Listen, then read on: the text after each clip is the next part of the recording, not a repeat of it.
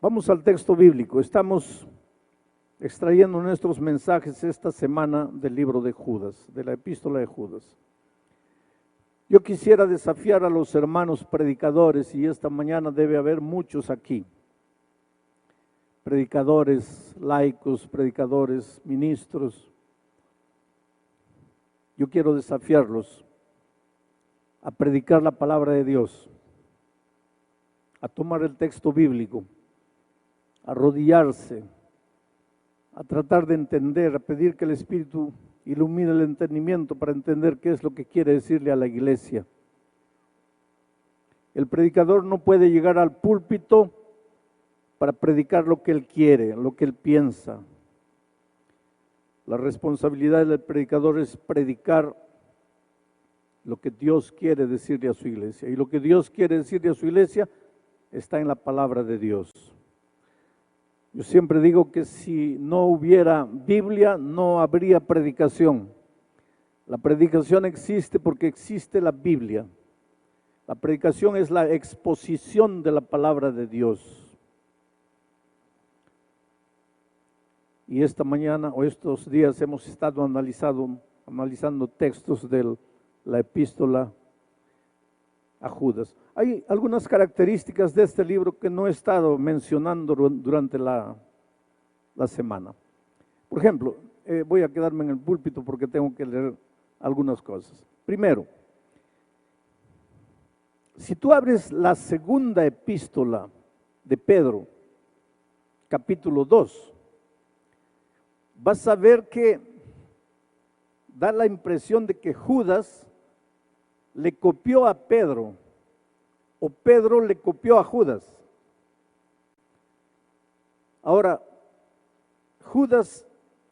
Pedro no puede haberle copiado a Judas porque la epístola de Pedro fue escrita antes. Pero tampoco Judas puede haberle copiado a Pedro, porque si no, ¿por qué no le copió toda la epístola? ¿Por qué solo agarró el capítulo 2? Ambos fueron inspirados por Dios. Eso es lo admirable de la inspiración. Y hay otra característica con Judas. Judas menciona 2 libros apócrifos, 2 libros que el canon bíblico no reconoce como inspirados por Dios. Y sin embargo, Judas toma textos de esos libros apócrifos y los registra en el texto inspirado.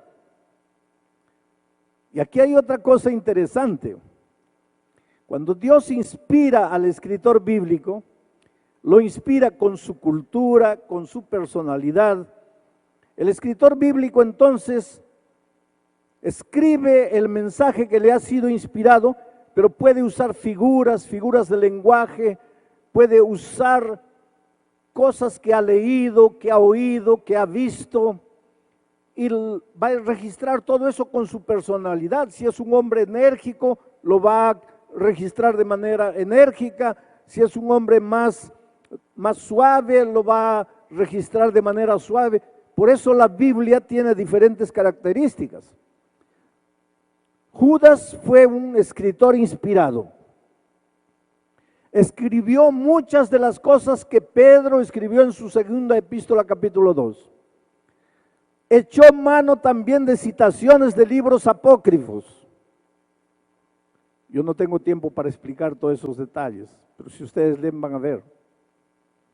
Eso quiere decir que el hecho de que un escritor bíblico o que el hecho de que un profeta que ha sido inspirado por Dios mencione fuentes, otras fuentes, no le quita la inspiración. Y ahora me estoy refiriendo específicamente al espíritu de profecía. Me estoy refiriendo específicamente a la escritura sagrada que nosotros tenemos. El hecho de que ha registrado en sus escritos cosas que otros escritores han escrito, no le quita ni un poco del hecho de que Dios la ha inspirado. Pablo, en el discurso del Areópago, citó expresiones de poetas seculares de su tiempo y ni por eso dejó de ser inspirado. El problema es que el ser humano, especialmente el ser humano de nuestros días, quiere acomodar todos los consejos inspirados a su manera de vivir, y cuando no encaja, entonces comienza a acusar, a criticar. Y eso es lo que acontece con la sierva del Señor. Mucha gente dice, no, porque la plagió, no, porque la copió, no, porque ella hizo. Pero aquí está una prueba. El hecho de que un escritor inspirado toma fuentes ajenas no quiere decir que él no fue inspirado. Pero ¿por qué ella no registró el libro de donde sacó, la página de donde sacó? Porque en esos tiempos no había lo que hoy se llama derechos autorales. Judas tampoco registró nada. Pablo tampoco registró nada. Pero hoy yo no podría escribir algo que otro ha dicho sin registrar el libro, la página, la fuente, porque las leyes han cambiado, los tiempos han cambiado. Bueno, ese no es mi tema, cierro paréntesis aquí. Lo que quiero decirles es que el hecho de que un escritor inspirado echa mano de otras fuentes no quita en nada su inspiración. Bueno, el texto para esta mañana son los últimos 2 versículos de la epístola de Judas. Y dice así: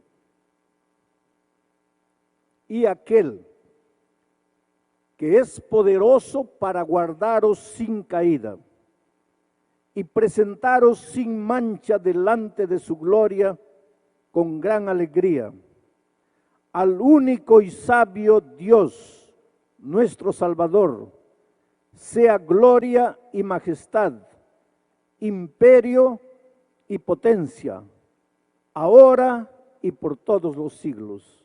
Amén. Anoche estudiamos que muchos estaban entrando a la iglesia con una teoría. Dios es misericordia, Dios es gracia, Él nos da su gracia nos perdona de todos los pecados. Puedes ir a Dios como estás, que Dios te perdona, Dios te acepta. Y esta es una de las verdades más bellas de la Biblia. Puedes ir a Dios como estás. No importa quién eres, no importa cómo has vivido, puedes ir a Dios como estás. Pero ¿dónde estaba el error de esos herejes en el primer siglo? Puedes venir a Dios como estás y seguir como estás. Ese era el problema. Pero la Biblia enseña que puedes venir a Dios como estás, pero su gracia te transforma, no te deja como estás. Nadie puede usar la gracia de Jesucristo para continuar viviendo en el pecado. ¿Y por qué no? Porque el pecado te destruye y la salvación no es solamente la recompensa que vas a encontrar en los cielos. La salvación es la transformación de tu vida aquí, en esta tierra. El pecado te destruye, entonces la gracia de Jesucristo te arranca del pecado, te saca del pecado para que vivas una vida plena. Y entonces ayer Judas decía, y cuando alguien viene diciendo que la gracia solo perdona, pero no transforma, cuando alguien usa la gracia como si fuera libertinaje, entonces niega el poder de Dios. Porque si Dios es poderoso para perdonarte, es también poderoso para transformarte. Y ahora él con ese pensamiento termina su epístola al decir en el texto que acabo de leer, dice, y aquel, refiriéndose al Señor Jesucristo, que es poderoso para guardaros sin caída y presentaros sin mancha delante de su gloria con gran alegría. Dios es poderoso para guardarte sin caída, para presentarte sin mancha en el día en que Jesús vuelva. Ahora, lo que necesitamos entender es cómo es que Jesús hace esto. ¿Cómo es que Él te guarda sin caída? ¿Cómo es que Él te va a presentar sin mancha cuando Cristo vuelva? Porque hay una figura que mucha gente usa y es una figura equivocada. Cuando se habla de la salvación, hay gente que dice que la salvación es como un elevador, como un ascensor. Tú entras y vas subiendo, el elevador va subiendo, y tú te puedes caer 50 veces, 100 veces dentro del elevador, pero sigues subiendo. Eso es peligroso, queridos. Eso no combina con la gracia transformadora de Cristo. Y no combina con lo que Judas acaba de decir, porque Judas dice, aquel que es poderoso para guardarte sin caída y presentarte sin mancha cuando Cristo vuelva. Entonces, cuando mucha gente lee este texto, se desespera, entra en pánico y dice, ay Dios mío, ¿cómo puedo vivir sin caída en este mundo de pecado, de tanta tentación? Y si todos nosotros revisamos nuestra vida, en algún rincón escondido cargamos algo. ¿Cómo puede Dios mantenernos sin caída? Tal vez este es el tema más interesante que necesitamos aprender. En el capítulo 9 de Marcos, en el versículo 33 específicamente, pero un poco antes y un poco después, vas a encontrar lo siguiente. El Señor Jesucristo un día estaba yendo camino de Emaús, camino de una ciudad. Y mientras el Señor Jesucristo caminaba, sus discípulos estaban a su lado. Pero los discípulos cargaban en su corazón un pecado del cual no querían separarse.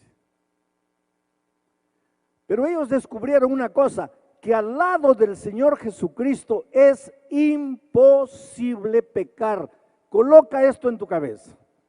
Al lado del Señor Jesucristo, tomado de la mano del Señor Jesucristo, es imposible pecar.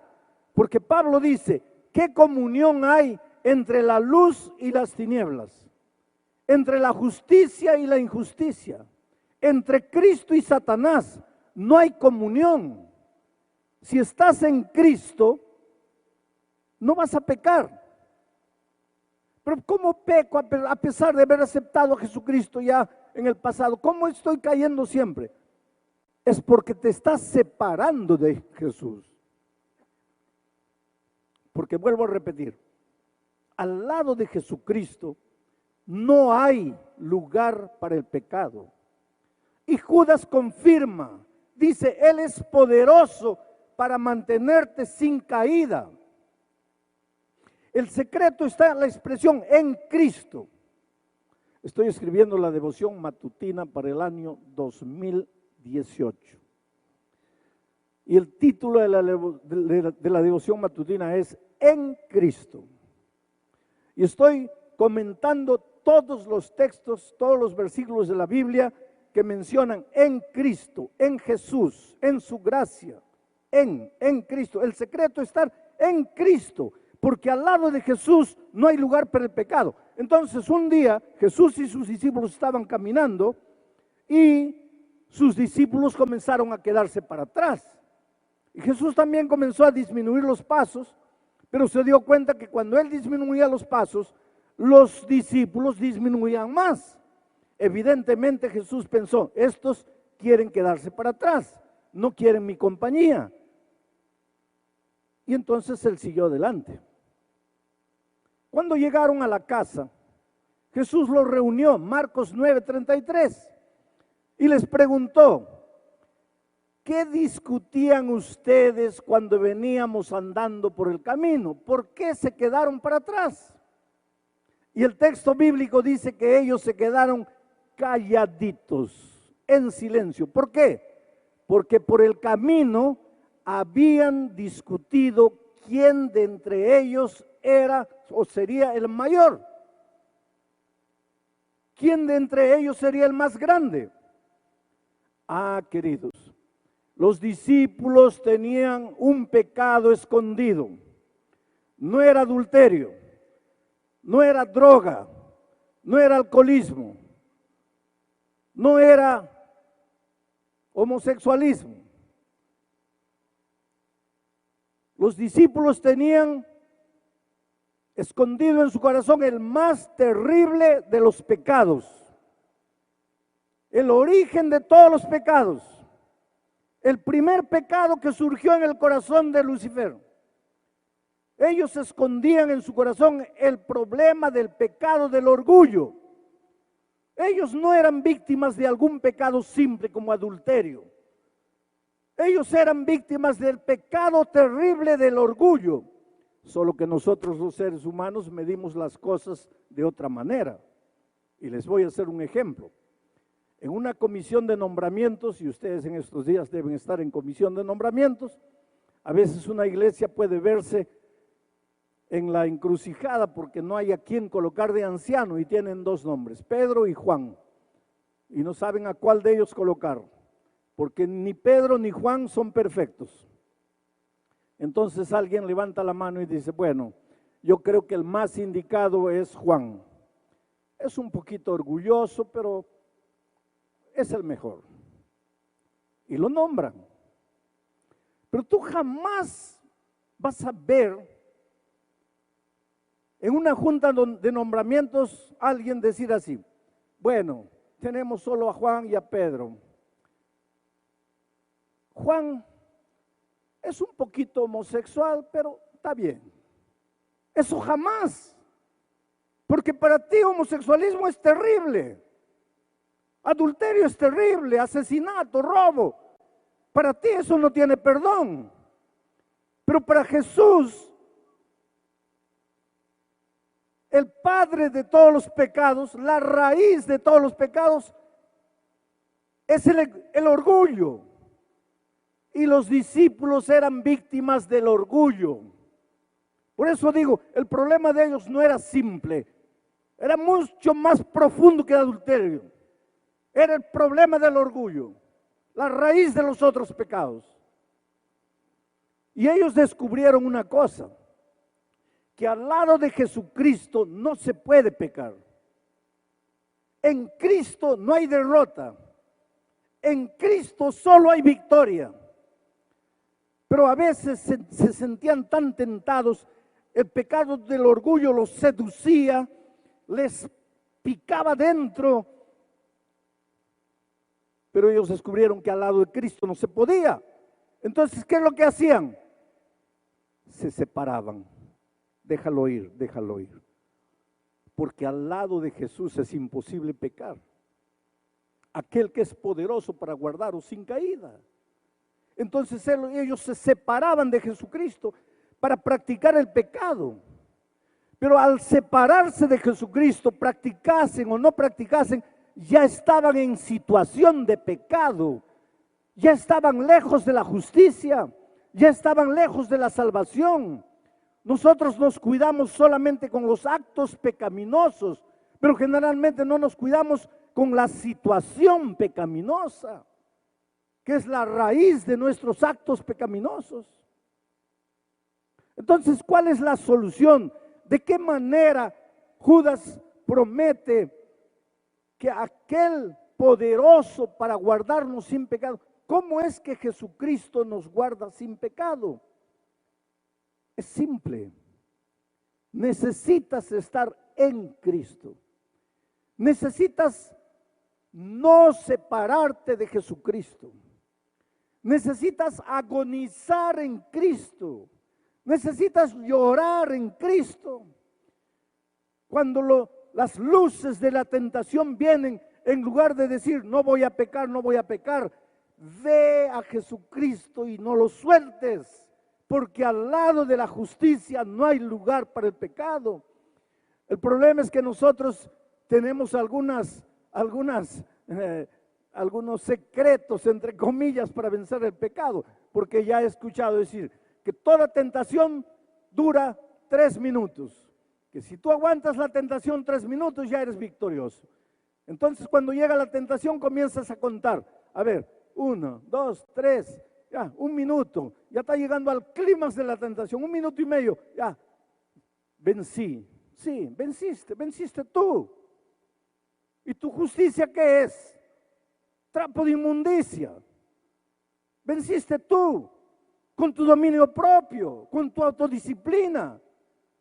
Eso no es victoria en Cristo. Entonces, ¿qué tengo que hacer? Pues en la hora de la tentación, llora y ve a Jesús y dile: Señor, mira, tú sabes que yo te amo. Tú sabes que yo no quiero traicionarte. Tú sabes que yo no quiero herirte. Pero en este momento estoy sintiendo que me voy. Por favor, no me sueltes. Por favor, no quiero estar sin ti. Sin ti no hay vida. Sin ti no hay salvación. Sin ti estoy perdido. Ten compasión de mí. No me sueltes. Y claro que Jesús no te va a soltar. Él es poderoso para guardarte sin caída. Y entonces viene lo que Pablo dice: no vivo más yo, ahora Cristo vive en mí. Y si Cristo vive en ti, porque en la hora de la tentación no te has separado de Él, la victoria no es tuya, la victoria es de Cristo, pero al mismo tiempo es tuya. Por eso Pablo no sabe definir ni explicar esto. Dice: no vivo más yo, Cristo vive en mí, pero lo que vivo, ahora, no acaba de decir que no vive, y ahora dice vivo. ¿Vives o no vives?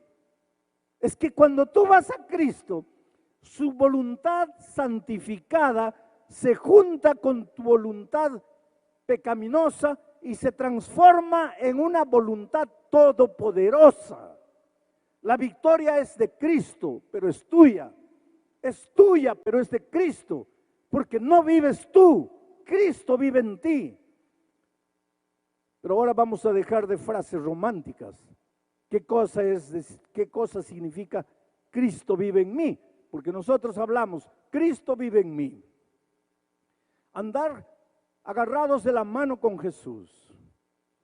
Oh, Jesús, tú eres mi vida. Jesús, tú eres mi salvación. Pero en términos prácticos, ¿qué quiere decir eso? 3 cosas. Orar todos los días, estudiar la palabra de Dios todos los días y buscar a una persona que no conoce a Jesús y traerla para el conocimiento de la palabra. Cuando tú haces esas 3 cosas, estás en Cristo. Cuando tú haces solo 2 o 1 y no te olvidas de la tercera, que es la testificación, llámale trabajo misionero, llámale traer personas para Cristo, llámale como quieras, pero cuando tú te olvidas de eso, tú estar en Cristo es puro romance, pura palabra. Y el Evangelio no es palabra, el Evangelio es acción, acción transformadora. Tienes que aprender a buscar a Dios todos los días. Tienes que aprender a orar, a estudiar la Biblia y a traer a una persona para Cristo. Ahí estás en Cristo, ahí estás de la mano con Jesús. El otro día alguien me dijo: pastor, entonces yo estoy perdido, porque yo no tengo fuerza de voluntad para orar, para estudiar la Biblia. No tengo. Pastor, yo de vez en cuando oro, de vez en cuando estudio la Biblia y nunca traje a nadie para Cristo. Ahora usted dice que para estar en Cristo tengo que hacer esas 3 cosas. Estoy perdido, pastor, porque yo no tengo fuerza de voluntad. Claro que tienes, querido. ¿No te levantas a las 4 de la mañana para ir a tu trabajo? En una mañana fría de invierno el despertador toca a las 4 de la mañana. Tú despiertas, miras el reloj, ¿qué es lo que dices? Oh, qué felicidad, me voy a trabajar. No, no es así. Miras el reloj, un frío terrible afuera, todo lo que quieres es quedarte durmiendo, pero te levantas y vas a trabajar a las 5 de la mañana. ¿Y por qué tienes que trabajar? Porque necesitas dinero. ¿Y para qué dinero? Para comer. ¿Y para qué comer? Para vivir. ¿Y vivir cuánto tiempo? 100 años, Y para eso te levantas a las 4 de la mañana, para vivir 100 años. Y para vivir la vida eterna, no puedes levantarte 10 minutos antes para arrodillarte, clamar a Dios, estudiar la palabra. No me digas que no tienes fuerza de voluntad. El problema es que tu fuerza de voluntad tú la diriges para lo que quieres, para lo que consideras importante. Pero tú tienes fuerza de voluntad. Tú puedes hacerlo. Solo clama a Dios. Pídele a Dios. Señor, ayúdame a separar tiempo contigo. Pasa ese tiempo con Jesucristo. Y ahí tú te vas a dar cuenta que Dios es poderoso para guardarte sin caída hasta el día de la venida de Cristo. Pero queridos, yo voy a entrar a otro capítulo ahora. Mientras Cristo no venga, eres un ser humano. Y a esta naturaleza pecaminosa nuestra no le gusta pasar tiempo con Dios. A esta nuestra naturaleza lo que le gusta es levantarse y salir corriendo a trabajar. Eso le encanta. Inclusive para los ministros. El ministro tiene mucha cosa para hacer. Y lo que nos gusta es levantarnos de mañana y ya comenzar con la agenda del día. Estar con Cristo, pasar tiempo con Cristo, eso al ser humano no le gusta. ¿Por qué? Porque aunque hemos sido convertidos, todavía conservamos la naturaleza pecaminosa dentro de nosotros. Y a esa naturaleza pecaminosa no le gusta el compañerismo con Dios.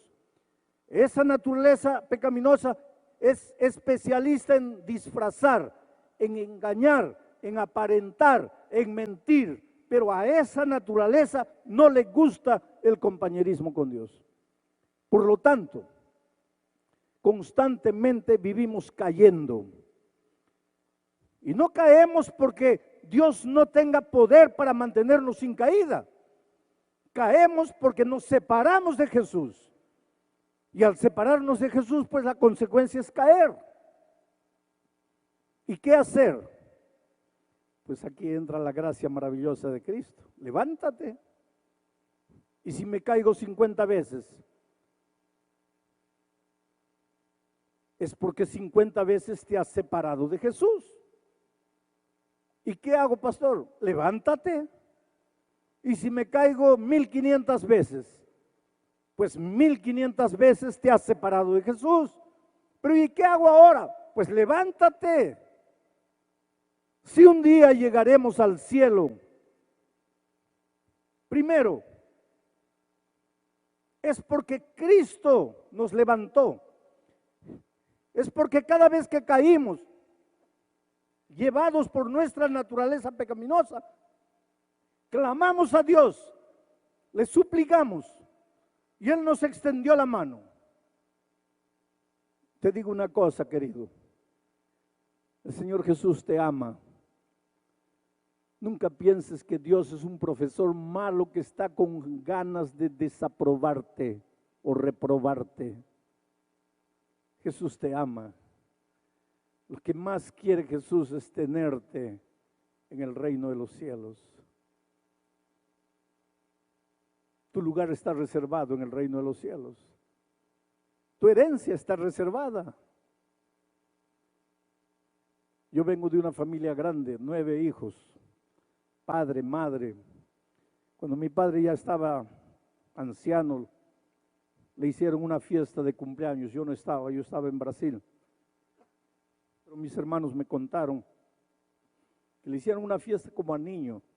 Le pusieron globos, le hicieron un pastel y la mesa estaba llena. Mi padre se sentaba en el extremo de la mesa y yo me sentaba a un lado. Ese era mi lugar. Y cuando yo no estaba presente, ese lugar casi siempre estaba vacío. Ese es mi lugar. Y ese día que mi padre estaba con la mesa servida, algunos hijos no estaban, muchos hijos, muchos nietos presentes, mi lugar vacío en la mesa. Y él le dijo a uno, por favor llamen a alguien. coloquen a alguien ahí. Yo no puedo alegrarme viendo ese lugar vacío. Yo quisiera que tú entiendas esta mañana que tu lugar en el cielo está reservado. Y aunque se salven millones y tú te pierdas, tu lugar siempre estará vacío. Porque eres precioso para Dios. Él te ama como eres. El otro día alguien me decía, pastor, usted dice que Dios me ama como soy, pero usted no sabe quién soy. No importa quién seas, con ese carácter horrible que tienes, o esa naturaleza que cargas con tus tendencias, eres lo más precioso que Dios tiene. Esta mañana, en medio de miles de personas, ¿tú crees que Dios está mirando 15,000 personas? No. Él te está mirando a ti como si tú fueras la única persona sentada aquí. Él conoce tus sueños, tus alegrías, tus tristezas, la historia de tu vida, tus caídas. Él conoce todo. Y aunque a veces golpeado por la vida, tú dices, Señor, ya no, te he prometido tantas veces, he intentado tantas veces, olvídate de mí, ya no. Él te dice, hijo, yo no voy a desistir de ti. Pero Señor, yo no valgo nada. No, hijo, yo no voy a renunciar a ti. Pero es que Señor, no puedo. Pero yo estoy aquí. Tu lugar en la mesa está reservado. Y Él ha prometido que te va a conservar sin caída. Y si por esas cosas de la vida te sueltas de Él, te apartas de Él y caes, pues no tengas miedo de levantarte y continuar la caminata con Cristo, porque si un día nos salvamos, no será porque jamás caímos, sino porque aunque caímos, creímos en la palabra redentora de Jesucristo, nos levantamos y seguimos adelante. Yo estaba en mi oficina en Niterói, Río de Janeiro, hace muchos años, cuando entró una joven bonita, linda, alta, preciosa niña. Se sentó frente a mi escritorio. Me dice, pastor, la primera cosa que quiero que usted sepa es que yo no soy mujer, yo soy hombre. Pero yo tenía delante de mí una de las mujeres más bellas. Pero él me dice, yo soy hombre. Vivía una vida de pecado. Vendía su cuerpo en las calles de Copacabana para poder sobrevivir. Se había inyectado en el cuerpo tantas cosas, parecía mujer. Y aunque muchas veces se miraba en el espejo y decía, soy bonita, soy feliz, no me falta nada. Cuando llegaba la hora de dormir lloraba y no sabía por qué lloraba. Era el vacío de Dios, era el instinto de Dios, porque aunque tú trates de justificar con argumentos humanistas tu conducta equivocada, no puedes escapar de ti mismo ni de Dios. En las horas silenciosas de la noche, ¿a dónde vas? ¿Dónde te escondes? Te metes debajo de la cama y estás seguro que tu conciencia no te va a golpear ahí. Ese muchacho intentó suicidarse 3 veces. Su madre un día le alcanzó un cassette con un sermón mío. Una de esas noches de pecado que volvió al inmundo hotelucho donde vivía. Se sentía con ganas de morir, se sentía desesperado, se sentía acabado, se sentía destruido. Y aunque las corrientes modernas le decían, no, está bien, es una preferencia tuya, es una opción, tú tienes libertad para hacerlo, pero no podía escaparse de Dios, no podía escaparse del mismo. Nada puede llenar el vacío de tu corazón. Y esa noche en desesperación colocó el cassette y la palabra de Dios llegó a su corazón. Bendita palabra de Dios. Palabra de Dios. En hebreo, dabar. En griego, logos. En el principio era el logos, el dabar. Y el logos estaba con Dios. El dabar. Y el logo era Dios. Querido, la palabra de Dios no es apenas un libro escrito. La palabra de Dios es el propio Dios hecho carne. Es el Hijo de Dios que vino a buscarte. Dios Todopoderoso, que tiene poder para guardarte sin caída. El Logo se hizo carne. Ese Cristo maravilloso, a través de la escritura bíblica, alcanzó su corazón. La mañana siguiente él llamó a su madre y le dijo, ¿quién es este pastor del cassette? Y ella le dijo, mira hijo, ese hombre vive ahí en Río de Janeiro, te voy a conseguir la dirección. Y consiguió la dirección de la unión donde trabajaba. Y él apareció. Soy hombre, me dijo, no soy mujer. Estoy perdido, me dijo. No hay salida para mí. Yo tenía un librito, El Camino a Cristo. Yo debo haber leído El Camino a Cristo unas 200 veces. Yo tenía mi librito subrayado, se lo di. Y dije, lee este libro, en tus horas de desesperación, lee este libro. En el camino a Cristo, el Señor Jesús dice que es más fácil, a través de su sierva, dice que es más fácil salvarse que perderse. Perderse es difícil, salvarse no. ¿Sabes lo que dice el camino a Cristo?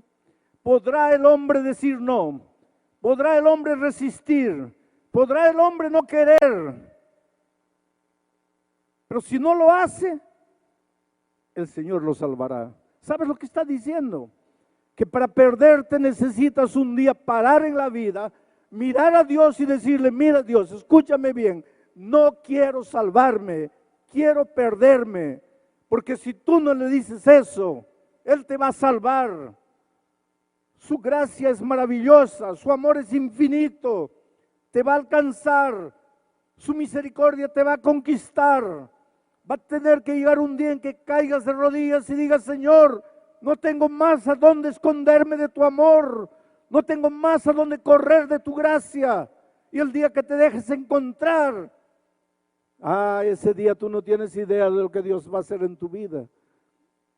Y ese muchacho clamó a Dios, la historia es larga, no la voy a contar toda. Pero muchos años después, en una iglesia de San Pablo, me encontré con ese muchacho. Ahora era un hombre elegante, vestía terno azul marino. Se acercó de mí y me dijo, pastor, ¿se acuerda de mí? No. Míreme bien, ¿no se acuerda de mí? No. Pastor, la única vez que hablé con usted, yo estaba vestido de mujer, fue en Niterói, en su oficina. ¿Se acuerda de mí? Y claro que me acordaba de aquella escena. Y lo miré y le dije, mira, no puedes ser tú. No puedes ser tú. Es imposible. 2 lágrimas aparecieron en sus ojos. Me dijo, pastor, ¿usted no cree en los milagros que predica? Yo le dije, hijo, no quise decir eso. Lo que quiero decir es que es tan maravilloso lo que veo, lo que me cuentas. Él me dice, sí, Dios me transformó. Y me dijo una cosa interesante. Pastor, si yo le dijera, mi vida es completamente diferente. No es verdad, pastor. Es verdad que mi vida cambió. Pero yo todavía me siento atraído a hombres. No logro sentir atracción por mujeres. Todos los días tengo que arrodillarme y clamar a Dios y suplicar su gracia maravillosa. Y todos estos años me he mantenido victorioso porque mi Dios es poderoso para guardarme sin caída hasta el día de la venida de Cristo. Yo no creo que tu lucha sea como la lucha de ese muchacho. Pero si ese muchacho en la mañana gloriosa de la venida de Cristo dirá presente, ¿por qué tú no? Hoy es el día de buena nueva. No tengas el miedo del futuro. Cuando mires a la salvación, no pienses en ti, en tu conducta, en tus actos. Piensa únicamente en el amor maravilloso de Jesucristo, en su poder transformador. Esta noche te voy a hacer una invitación, esta mañana. Te voy a pedir que, si quieres entregarle el corazón a Jesús, esta invitación es para todos los que están conociendo la palabra, conociendo el Evangelio. Si quieres decirle a Jesús, Señor, te entrego mi vida. Señor, quiero que me mantengas victorioso hasta el día de la venida de Cristo. Señor, vengo a ti como estoy. Quiero conocer más tu palabra, quiero conocer más el Evangelio, quiero seguir estudiando la palabra de Dios para conocer los misterios de tu amor. Si quieres decirle eso a Jesús, te voy a pedir que tú te levantes y vengas aquí adelante. Quiero hacer una oración de victoria sobre ti. ¿Dónde está la primera persona que quisiera levantarse y venir? Ven. Hoy es el día de buena nueva. Levántate y ven.